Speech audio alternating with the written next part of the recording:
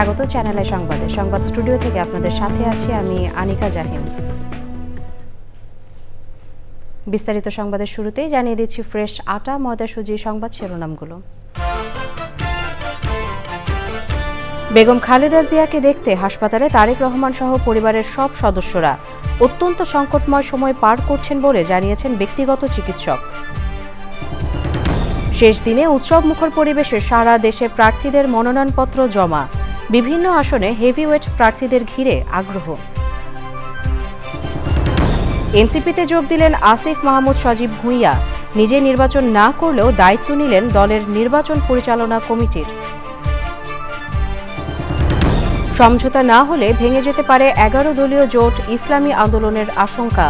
মনোনয়ন দাখিলে টানাপোড়েন থাকলেও সমঝোতায় আশাবাদী কিছু দল।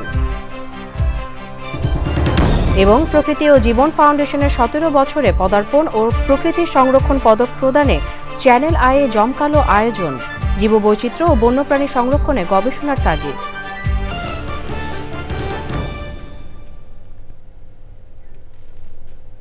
সংবাদ শিরোনামগুলো জানাচ্ছিলাম। এখনকার সংবাদ আয়োজন একই সঙ্গে চ্যানেল আইয়ের ইউটিউব চ্যানেল এবং চ্যানেল আইয়ের ওটিটি প্ল্যাটফর্ম আই স্ক্রিনে লাইভ স্ট্রিম হচ্ছে।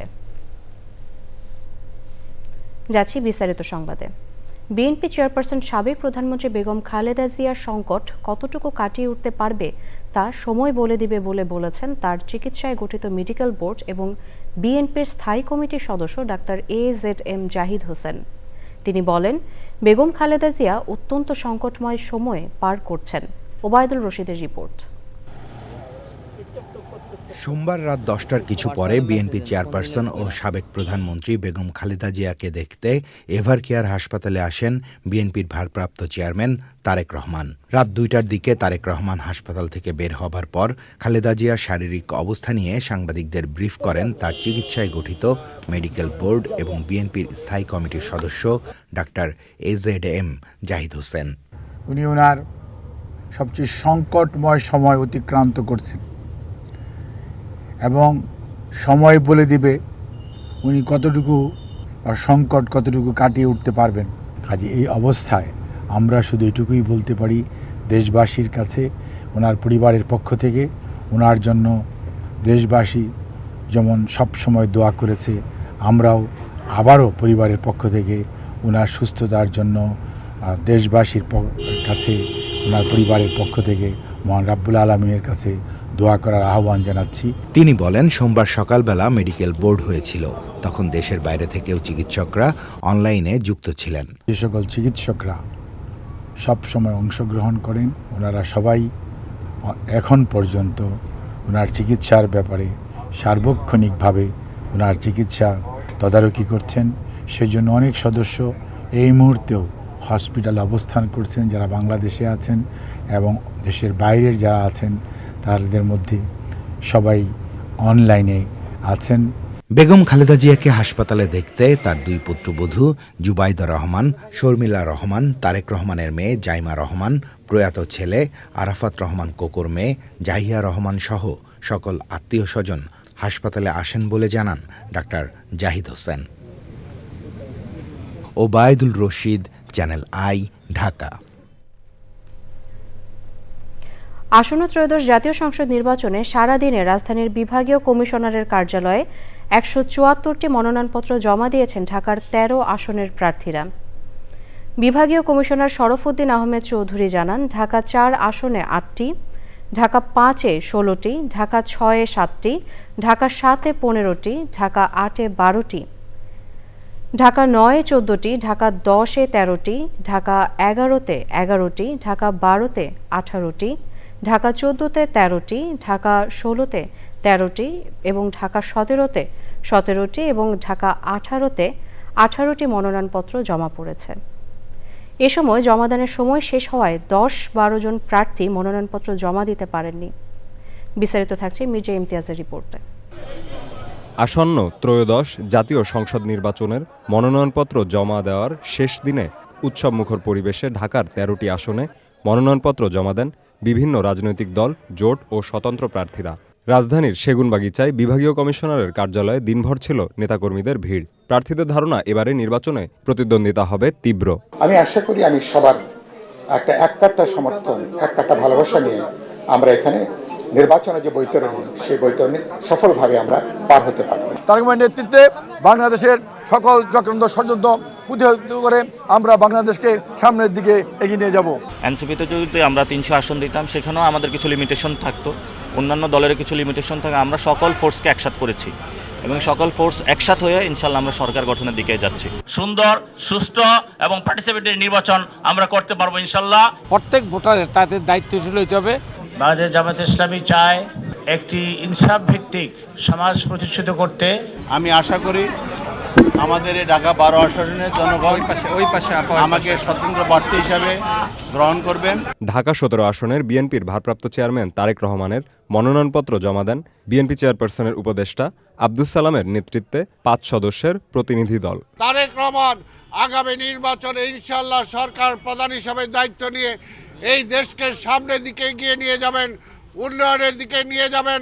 রিটার্নিং কর্মকর্তা জানান, আচরণবিধি মেনেই মনোনয়নপত্র জমা দিচ্ছেন প্রার্থীরা। ঢাকা 4-এ আমরা মনোনয়নপত্র পেয়েছি 8টি, ঢাকা 5-এ 16টি, ঢাকা 6-এ 7টি, ঢাকা 7-এ 15টি, ঢাকা 8-এ 12টি, ঢাকা 9-এ 14টি, ঢাকা 10-এ 13টি, ঢাকা 11-টি, ঢাকা 12-18টি, ঢাকা 14-13টি, ঢাকা 16-13টি, ঢাকা 17-17টি এবং ঢাকা 18-17টি।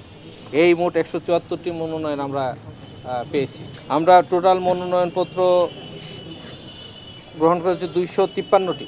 তফসিল অনুযায়ী 30শে ডিসেম্বর থেকে 4 জানুয়ারি পর্যন্ত চলবে মনোনয়ন যাচাই বাছাই। Mirza Imtiaz, channel I, Dhaka. সারা দেশে উৎসবমুখর পরিবেশে প্রার্থীরা মনোনয়নপত্র জমা দিয়েছেন। শেষ দিনে বিভিন্ন আসন থেকে মনোনয়নপত্র জমা দিয়েছেন বিএনপি, জামাতে ইসলামী, এনসিপি সহ বিভিন্ন রাজনৈতিক দলের তারকা ও হেভিওয়েট প্রার্থীরা। মনোনয়নপত্র জমা দিয়েছেন স্বতন্ত্র প্রার্থীরাও। বিস্তারিত জানাচ্ছেন রিয়াজ ইসলাম। নির্বাচন কমিশন ঘোষিত তফসিল অনুযায়ী ত্রয়োদশ জাতীয় সংসদ নির্বাচনে মনোনয়নপত্র জমা দেওয়ার শেষ দিন সোমবার বিকেল 5টা পর্যন্ত। ফেনী 1 আসনে বিএনপি মনোনীত প্রার্থী সাবেক প্রধানমন্ত্রী ও বিএনপি চেয়ারপারসন বেগম খালেদা জিয়ার পক্ষে বেলা 1:15টায় জেলা রিটার্নিং কর্মকর্তার কার্যালয়ে মনোনয়নপত্র জমা দেওয়া হয়। বগুড়া 7 আসনেও তার পক্ষে মনোনয়নপত্র জমা দেন বেগম জিয়ার উপদেষ্টা হেলালুজ্জামান। দেশনেত্রী বেগম খালেদা জিয়ার পক্ষে আমরা ফেনী 1-এর যে আমাদের যে মনোনয়ন, সেটা আমরা সকলে একসঙ্গে মিলে আমরা সেটা জমা দিয়েছি। নেত্রীর পাশাপাশি সেখানে আমিও একটি জমা দিয়েছি আমার দলের পক্ষ থেকেই। দুপুরে ঢাকা 17 আসন থেকে বিএনপির ভারপ্রাপ্ত চেয়ারম্যান তারেক রহমানের পক্ষ থেকে মনোনয়নপত্র জমা দেওয়া হয়। বগুড়া 6 আসনেও বিএনপির ভারপ্রাপ্ত চেয়ারম্যানের পক্ষে মনোনয়নপত্র জমা দেন বগুড়া জেলা বিএনপির সভাপতি রেজাউল করিম বাদশা। ঠাকুরগাঁও 1 আসন থেকে মনোনয়নপত্র জমা দিয়েছেন বিএনপির মহাসচিব মির্জা ফখরুল ইসলাম আলমগীর। পূর্বে যেভাবে আমাকে সমর্থন দিয়েছেন, এখন সেইভাবে সমর্থন দিয়ে আমাকে ধানের শীর্ষে ভোট দিয়ে আমাকে আপনারা জয়যুক্ত করার জন্য আমাকে সাহায্য করবেন। ঢাকা 8 আসন থেকে বিএনপির স্থায়ী কমিটির সদস্য মির্জা আব্বাসের পক্ষ থেকে মুস্তাফিজুর রহমান হিরু ও আব্দুল বারেক মনোনয়নপত্র জমা দিয়েছেন। বেলা 1:40 চট্টগ্রাম 11 আসনে বিএনপির স্থায়ী কমিটির সদস্য আমির খসরু মাহমুদ চৌধুরী মনোনয়নপত্র জমা দেন। বাংলাদেশের মানুষ অধীর আগ্রহে অপেক্ষা করছে তার ভোটাধিকার প্রয়োগ করে তার নির্বাচিত প্রতিনিধির মাধ্যমে নির্বাচিত সংসদ করবে, নির্বাচিত সরকার করবে, যেই সরকার জনগণের কাছে, যেই সংসদ জনগণের কাছে দায়বদ্ধ থাকবে। ঢাকা 2 আসনে মনোনয়নপত্র জমা দেন আমানুল্লাহ আমান। ফ্রি অ্যান্ড ফেয়ার নির্বাচনের মধ্য দিয়ে জনগণ তাদের সরকার প্রতিষ্ঠা করবে। বিএনপি জনগণের পাশে ছিল, জনগণের পাশে থাকবে এবং এটাই প্রত্যাশা জনগণের, সেই অনুযায়ী বিএনপি কাজ করছে। ঢাকা 13 আসনে বিএনপি মনোনীত প্রার্থী ববি হাজ্জাজ মনোনয়নপত্র জমা দিয়েছেন। নরসিংদী 2 আসনে মনোনয়ন ফর্ম জমা দিয়েছেন বিএনপির স্থায়ী কমিটির সদস্য ডক্টর আব্দুল মঈন খান। একই আসনে মনোনয়নপত্র জমা দিয়েছেন এনসিপি প্রার্থী সারওয়ার তুষার। যখন গণতান্ত্রিক প্রক্রিয়ায় জনগণের ইচ্ছায় ভোটে একটি সুষ্ঠু নিরপেক্ষ ভোটে নির্বাচিত হয়ে যখন জবাবদিহিমূলক একটি সরকার এদেশে প্রতিষ্ঠিত হবে, তখনই সেটা সম্ভব হবে। ঢাকা ১৫ আসনে জামাত ইসলামীর আমির ডাক্তার শফিকুর রহমানের পক্ষে মনোনয়নপত্র জমা দিয়েছেন দলের নেতাকর্মীরা। বাংলাদেশ জামাত ইসলামীর সংগ্রামী আমির ডাক্তার শফিকুর রহমান সাহেবের পক্ষ থেকে ঢাকা 15 আসনে মিরপুর এবং কাপরুল এই আসনে তার পক্ষ থেকে আমরা এখানে নমিনেশন পেপার সাবমিট করলাম। খুলনা 5 আসনে মনোনয়নপত্র জমা দিয়েছেন জামাতের সেক্রেটারি জেনারেল মিয়া গোলাম পরোয়ার। রংপুর 4 আসনে মনোনয়নপত্র জমা দিয়েছেন জাতীয় নাগরিক পার্টির সদস্য সচিব আক্তার হোসেন। ঢাকা 11 আসন থেকে এনসিপির আহ্বায়ক নাহিদ ইসলামের পক্ষে দলের নেতাকর্মীরা মনোনয়নপত্র জমা দিয়েছেন। ঢাকা 8 আসনে মনোনয়নপত্র জমা দিয়েছেন এনসিপির মুখ্য সমন্বয়ক নাসিরউদ্দিন পাটোয়ারি। ঢাকা 12 আসন থেকে বিএনপি জোটে থাকা বিপ্লবী ওয়ার্কার্স পার্টির সাধারণ সম্পাদক সাইফুল হক মনোনয়নপত্র জমা দিয়েছেন। ঢাকা 7 আসনে জাতীয় পার্টি মনোনীত প্রার্থী সাইফুদ্দিন খান মিলন মনোনয়নপত্র জমা দিয়েছেন। ব্যারিস্টার রুমিন ফারহানা ব্রাহ্মণবাড়িয়া 2 আসনে স্বতন্ত্র প্রার্থী হিসেবে মনোনয়নপত্র দাখিল করেছেন। আমি বাংলাদেশের সকল মানুষের কাছে দোয়া চাই, আমার এই উপজেলার মানুষ যেই ভালোবাসা এবং আস্থা বিশ্বাস আমার প্রতি রেখেছে, আমি যেন তার উপযুক্ত প্রতিদান দিতে পারি। রিয়াজ ইসলাম, চ্যানেল আই। অন্তর্বর্তী সরকারের সাবেক উপদেষ্টা আসিফ মাহমুদ সজীব ভুঁইয়া জাতীয় নাগরিক পার্টি এনসিপিতে যোগ দিয়েছেন। ত্রয়োদশ জাতীয় সংসদ নির্বাচনে প্রার্থী হননি আসিফ, তবে তিনি নির্বাচন পরিচালনা কমিটির প্রধান হিসেবে কাজ করবেন। জরুরি সংবাদ সম্মেলনে এনসিপির নেতারা বলেন, আসিফ মাহমুদ এনসিপির মুখপাত্র হিসেবে দায়িত্ব পালন করবেন। এনসিপিতে যোগ দিয়ে আসিফ জুলাই অভ্যুত্থানের শহীদদের আকাঙ্ক্ষা পূরণ করতে আগামীতে কাজ করার প্রত্যাশা ব্যক্ত করেন। বিস্তারিত জাকি আক্তারের রিপোর্টে। জাতীয় নাগরিক পার্টি এনসিপিতে যোগ দিয়েছেন অন্তর্বর্তী সরকারের সাবেক উপদেষ্টা আসিফ মাহমুদ সজীব ভুঁইয়া। তিনি আসন্ন জাতীয় সংসদ নির্বাচনে অংশ নেবেন না বলেও ঘোষণা দেন। বাংলা মোটরে এনসিপির কেন্দ্রীয় কার্যালয়ে দলটির আহ্বায়ক নাহিদ ইসলাম জরুরি সংবাদ সম্মেলনে জানান, আসিফ মাহমুদ সজীব ভুঁইয়া দলের মুখপাত্র ও এনসিপির নির্বাচন পরিচালনা কমিটির প্রধান হিসেবে দায়িত্ব পালন করবেন।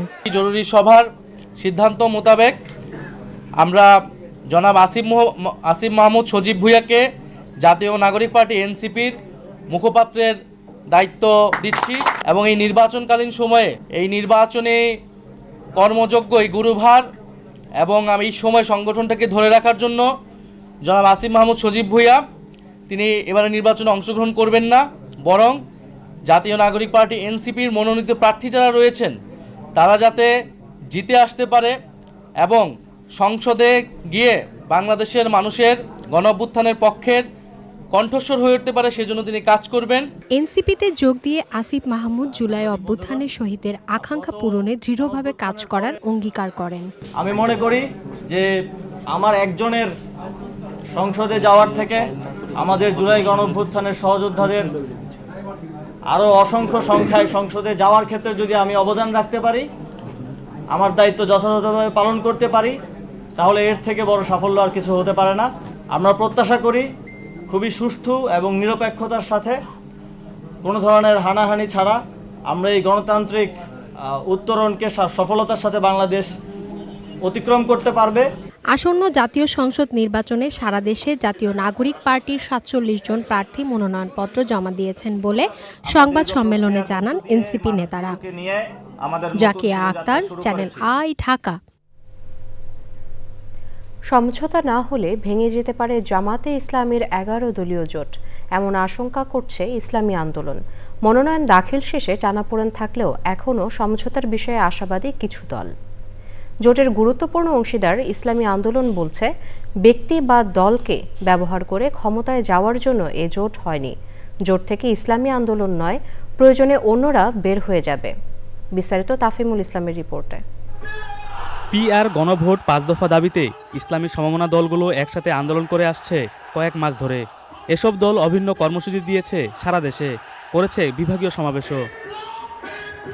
5 দফা দাবিতে রাজনৈতিক সমঝোতা শুরু হলেও গড়িয়েছে নির্বাচনী সমঝোতায়।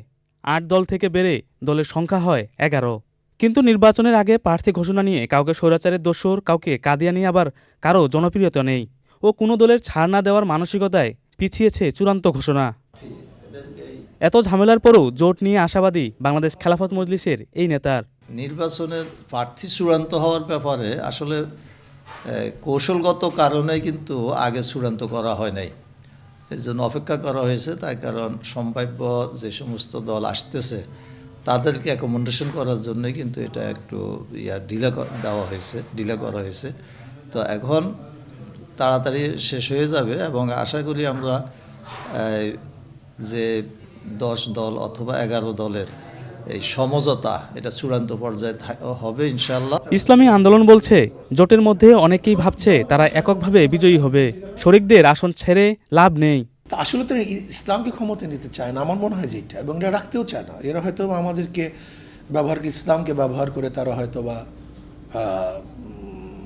ক্ষমতায় যাওয়ার একটা আমাদেরকে সিঁড়ি হিসেবে ব্যবহার করতে চায়। তো এটা তো হবে না। আমরা ইসলামকে ক্ষমতা নিতে চাই। আমরা তো কোনো ব্যক্তি বা কোনো পার্টিকে আমাদেরকে ব্যবহার করে ক্ষমতা নেওয়ার জন্য জোট করা হয়নি। এই শীর্ষ নেতার কাছে প্রশ্ন ছিল, তাহলে কি জোট থেকে বের হয়ে যাবে ইসলামী আন্দোলন? আমরা বের করবো, আমরা বের হতে যাবো কেন? এটা তো আমরা করছি। এটা তো ওয়ান বক্স থিওরি তো আমাদের। এখানে ইসলামী দল যারা আছে আমরা ঐক্য থাকবো। যারা ইসলামের নামের দল আছে তারা বের হয়ে যাবে। যে ইসলামকে ক্ষমতা নিতে চায় না, নিজেরা ক্ষমতায় যেতে চায়, অন্যকে গুরুত্ব দিতে চায় না, হ্যাঁ তারা বের হয়ে যাবে যদি প্রয়োজন হয়।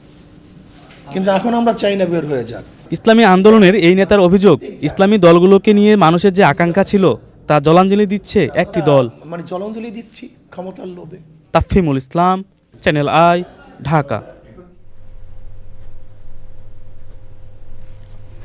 বাংলাদেশের প্রকৃতি ও জীববৈচিত্র্য সংরক্ষণে বিশেষ অবদান রাখায় এ বছর প্রকৃতি ও জীবন ফাউন্ডেশন চ্যানেল আই প্রকৃতি সংরক্ষণ পদক 2025-এ ভূষিত হয়েছেন সামাজিক উন্নয়নমূলক প্রতিষ্ঠান ফ্রেন্ডশিপের প্রতিষ্ঠাতা রুনা খান।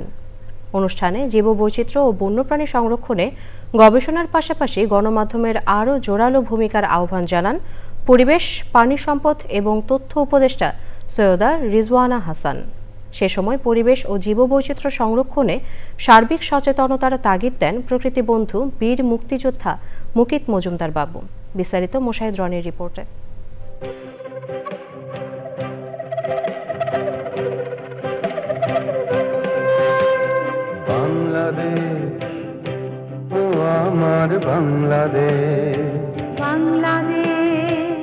সময়ের আবর্তে প্রকৃতি ও জীবন ফাউন্ডেশনের 17 বছরে পদার্পণ এবং 14তম প্রকৃতি সংরক্ষণ পদক প্রদান উপলক্ষে চ্যানেল আইয়ের চেতনা চত্বরে জমকালো আয়োজন।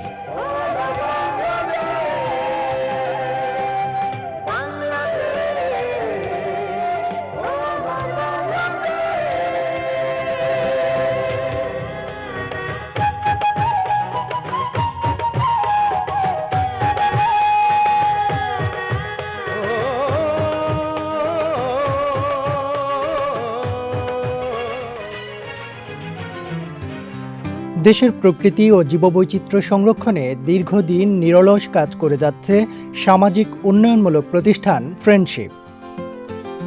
এরই ধারাবাহিকতায় ফ্রেন্ডশিপ প্রতিষ্ঠাতা ও নির্বাহী পরিচালক রুনা খান পেলেন প্রকৃতি ও জীবন ফাউন্ডেশন চ্যানেল আই প্রকৃতি সংরক্ষণ পদক 2025।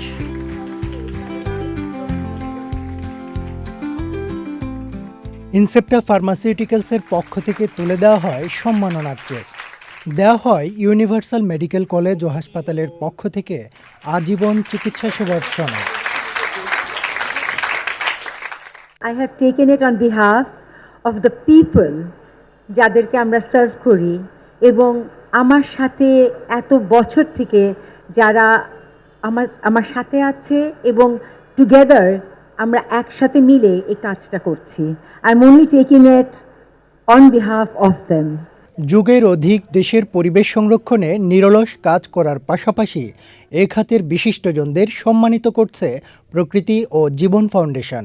আজকের এই আয়োজনে শুধুমাত্র একটি পদক অনুষ্ঠান নয়, এটি বাংলাদেশের প্রাকৃতিক সম্পদ, জীববৈচিত্র্য সংরক্ষণের প্রতি আমাদের সম্মিলিত দায়বদ্ধতার একটি প্রতীকী উপলক্ষ। তিনি প্রকৃতি, পরিবেশ, স্বাস্থ্য নানা বিষয়ে কাজ করছেন এবং সে কাজটি করছেন বহু বছর ধরে। এবং আমাদের এই যাত্রা প্রকৃতির সাথে, সেই প্রকৃতির সাথে কিন্তু উনি একেবারে মিশে আছেন। এই যে দিন দিন আমরা শোচনীয় একটি পরিবেশে পড়ে যাচ্ছি, আমাদের ভবিষ্যৎ প্রজন্মের জন্য কিন্তু একটা দুর্বিষহ অবস্থায় কিন্তু তারা পড়ে যাবে আমরা যদি এখনই সচেতন না হই। আমরা সবাই মিলে এই অঙ্গীকার করি, প্রকৃতি রক্ষা মানেই আমাদের ভবিষ্যৎ রক্ষা। আমাদের প্রত্যেকেরই কিন্তু কিছু না কিছু ক্ষমতা আছে, তার সাথে একটু মমতা মিশিয়ে আমরা যখনই এগিয়ে আসব, এই দেশটা ভালো থাকবে, আমরা ভালো থাকব, আমাদের ভবিষ্যৎ প্রজন্ম ভালো থাকবে। পরিবেশ সংরক্ষণে প্রকৃতি ও জীবন ফাউন্ডেশন এবং চ্যানেল আইয়ের ভূমিকার প্রশংসা করেন সুধীজনরা। আমাদের সমাজে যদি এরকম মানুষের সংখ্যা অনেক হয়, তখন কিন্তু এই সেলিব্রেশন আর প্রয়োজন পড়বে না। এখন খুঁজে খুঁজে নিতে হয়, তাদেরকে এনকারেজ করার জন্য, তাদেরকে সমাজের সাধারণ মানুষকে দেখিয়ে সামনে তুলে ধরা, যাতে করে অনেকেই অনুপ্রাণিত হন। বাংলাদেশের বন্যপ্রাণী সংরক্ষণ এবং সংরক্ষণে যে সচেতনতা সৃষ্টি এবং বন সংরক্ষণেও যে সচেতনতা সৃষ্টি এবং কার্যক্রম গ্রহণ, সেটি কিন্তু প্রকৃতি ও জীবন ফাউন্ডেশন অনেক দিন ধরে এই বন অধিদপ্তরের সাথে কাজ করে যাচ্ছে। বিপন্ন পরিবেশ প্রতিবেশ সংরক্ষণে সীমাবদ্ধতা ও সম্ভাবনা নিয়ে কথা বলেন নীতি নির্ধারকরা। বাট আসলে ফ্রেন্ডশিপ খুব সিরিয়াস কিছু কাজ করে, যে কাজগুলো আসলে সাধারণভাবে সবাই করে না। আমি মনে করি ফ্রেন্ডশিপ, প্রকৃতি ও জীবন, এনাদের মতন প্রতিষ্ঠানগুলোর সাথে আমাদের আসলে একটা সরকারের এবং সরকারের সকল সংস্থার সংযোগ থাকা প্রয়োজন। সরকার চাইলেই তার আউটরিচ বাড়িয়ে ফেলতে পারে না। মানুষের কাছে দোরগোড়ায় কাজটা পৌঁছানোর জন্য আপনি ফ্রেন্ডশিপ, প্রকৃতি ও জীবনের মতন প্রতিষ্ঠানগুলো কাজ করে। চলো গাছ লাগাই, সবুজ বাড়াই, দেশটা সাজুক নতুন এক রূপে। আয়োজনে পিওজে মিউজিক ক্লাবের নতুন গানের প্রিমিয়ারের পাশাপাশি মনোমুগ্ধকর সাংস্কৃতিক আয়োজন উপভোগ করেন অতিথিরা।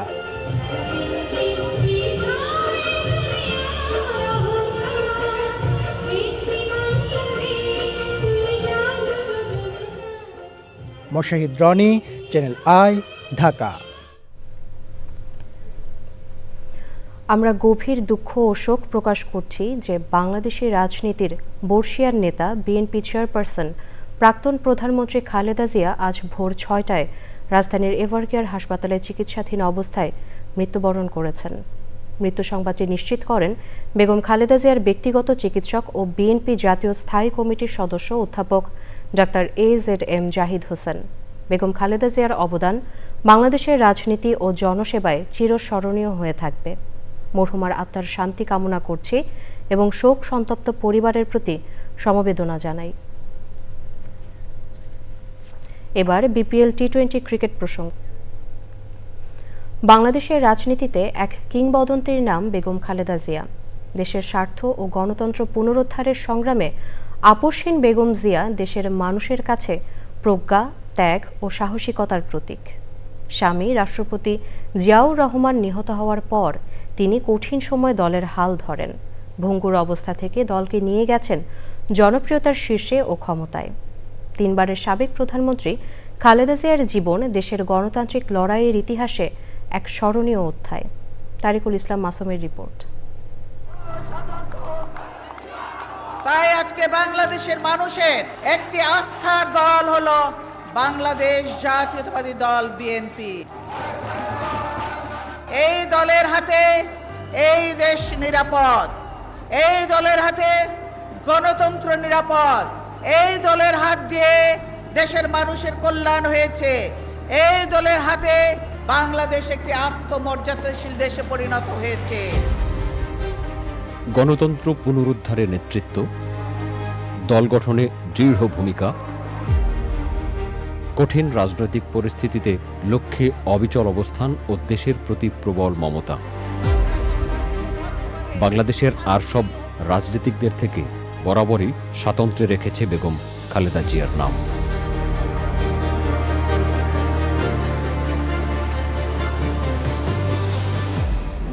(1977) সালে জেনারেল জিয়াউর রহমান বাংলাদেশের রাষ্ট্রপতি হওয়ার পর ফার্স্ট লেডি হিসেবে জাতীয়ভাবে পরিচিতি লাভ করেন তিনি।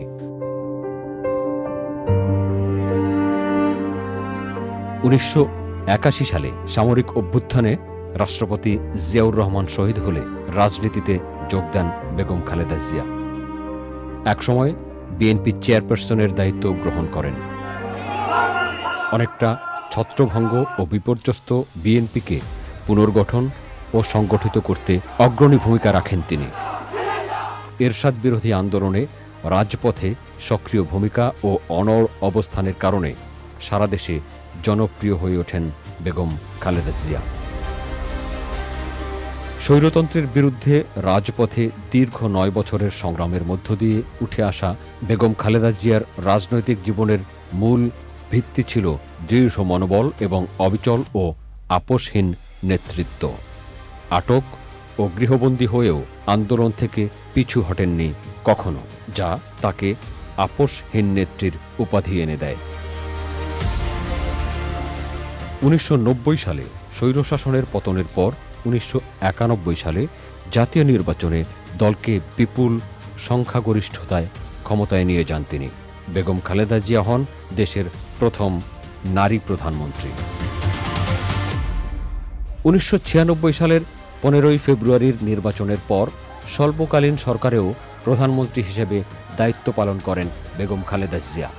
ওই সরকারের সময়ই জাতীয় সংসদে তত্ত্বাবধায়ক সরকার বিল পাশ হয়। 1996 সালের 12 জুনের নির্বাচনে 116টি আসন লাভ করে বিএনপি এবং সেই সংসদে বিরোধী দলীয় নেতার দায়িত্ব পালন করেন তিনি। 2001 সালে বিএনপি ভূমিধস বিজয় পেলে আবারও প্রধানমন্ত্রী হন বেগম খালেদা জিয়া।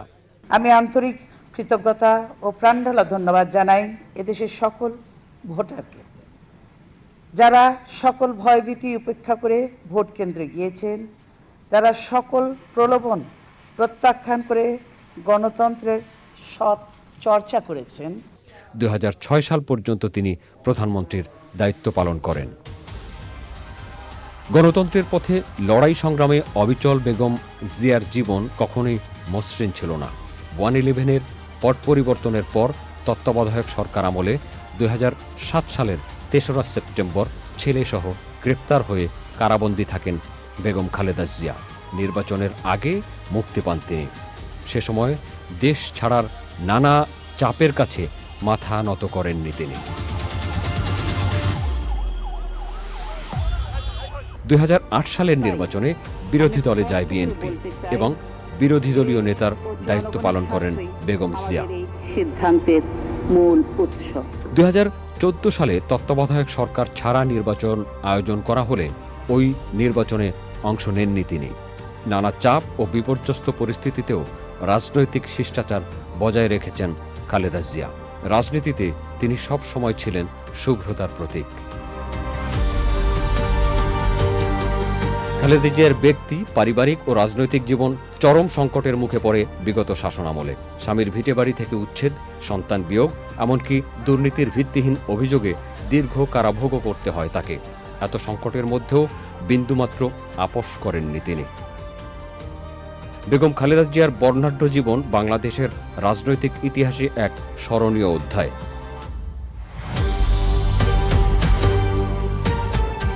গণতন্ত্র ও জনগণের অধিকার রক্ষায় তাঁর দৃঢ়তা লাখো কর্মীর অনুপ্রেরণা। বাংলাদেশের প্রথম নারী প্রধানমন্ত্রী বেগম খালেদা জিয়ার বাবা ইস্কান্দার মজুমদার ছিলেন ব্যবসায়ী ও মা তৈয়বা মজুমদার ছিলেন গৃহিণী। মহিয়সী নারী খালেদা জিয়ার জন্ম দিনাজপুরে 1945 সালের 15ই আগস্ট। শারীরিক অসুস্থতা নিয়েও সর্বশেষ 2025 সালের 21 নভেম্বর সশস্ত্র বাহিনী দিবসের অনুষ্ঠানে যোগ দেন তিনি, যেখানে আরও একবার সব দলের রাজনীতিবিদ সহ সর্বস্তরের মানুষের শ্রদ্ধা ভালোবাসায় সিক্ত হন খালেদা জিয়া। তারিকুল ইসলাম মাসুম, চ্যানেল আই, ঢাকা। দর্শক, সংবাদের এই পর্যায়ে নিচ্ছে একটি বিরতি। এবারে কৃষি সংবাদ।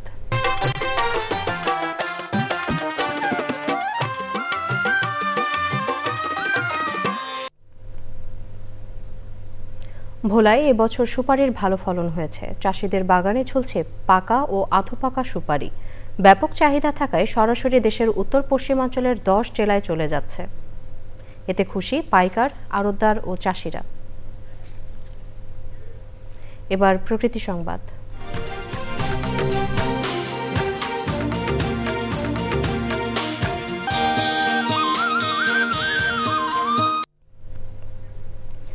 অসংখ্য ডুবোচর, অপরিকল্পিত ড্রেজিং আর নদীর গতিপথ পরিবর্তনের কারণে চরম সংকটে বরিশালের অভ্যন্তরীণ নৌ রুট। যাত্রী ও নাব্য সংকটে ইতোমধ্যে 15টি নৌপথ বন্ধ হয়ে গেছে। বন্ধ হওয়ার শঙ্কায় 4টি রুট। অতিরিক্ত জ্বালানি খরচ আর পানি সংকটে লঞ্চগুলো এখন মালিকদের গলার কাঁটা হয়ে দাঁড়িয়েছে।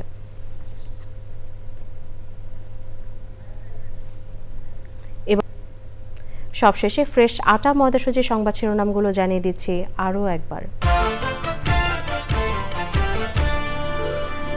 বেগম খালেদা জিয়াকে দেখতে হাসপাতালে তারেক রহমান সহ পরিবারের সব সদস্যরা।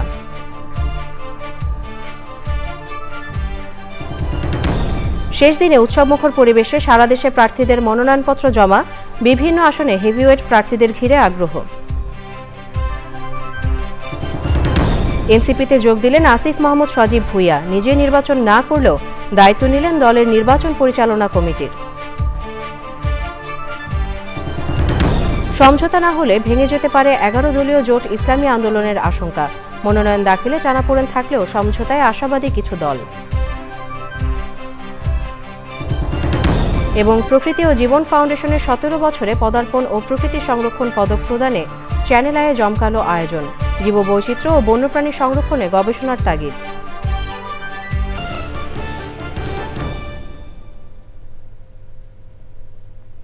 পরবর্তী সংবাদ দেখার আমন্ত্রণ রইল। এতক্ষণ আমাদের সাথে থাকার জন্য সবাইকে অসংখ্য ধন্যবাদ।